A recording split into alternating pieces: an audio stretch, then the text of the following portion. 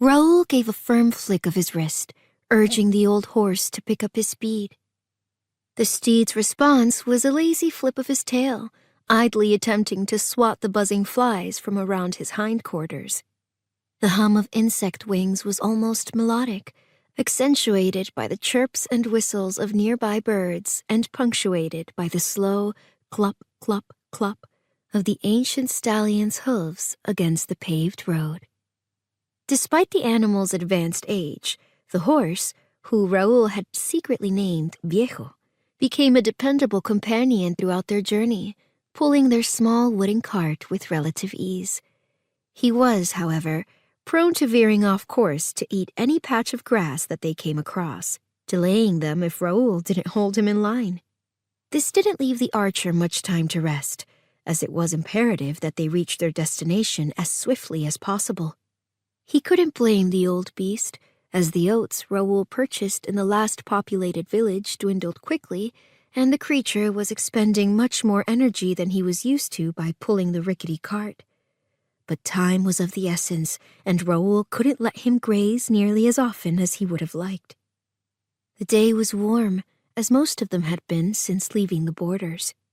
The further they traveled south, the more the scenery shifted from the cooler brown and yellow mountainous terrain to the more verdant forests of Raoul's youth.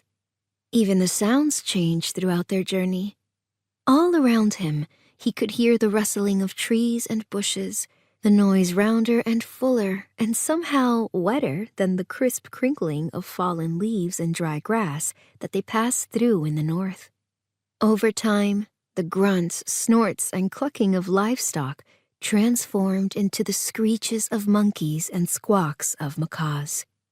But now, even those sounds were beginning to change. The great Andalan road lay long and winding ahead of them. It cut through the thick expanse of forest like an angry river of rock, dividing the lawless chaos of the wild with a bold and declarative marker of civilization. Raoul thought he rather preferred the former. He had been raised in the woods, after all. His people, the Padir, were a nomadic tribe of forest folk, and Raoul had spent the better part of his life climbing trees, hunting, trapping, foraging for food, and sleeping under the open night sky. So-called civilization made his teeth hurt, but that was exactly where he journeyed. Towards the pinnacle of civilization, the Andalan capital, and more specifically their shining jewel, the Mage University.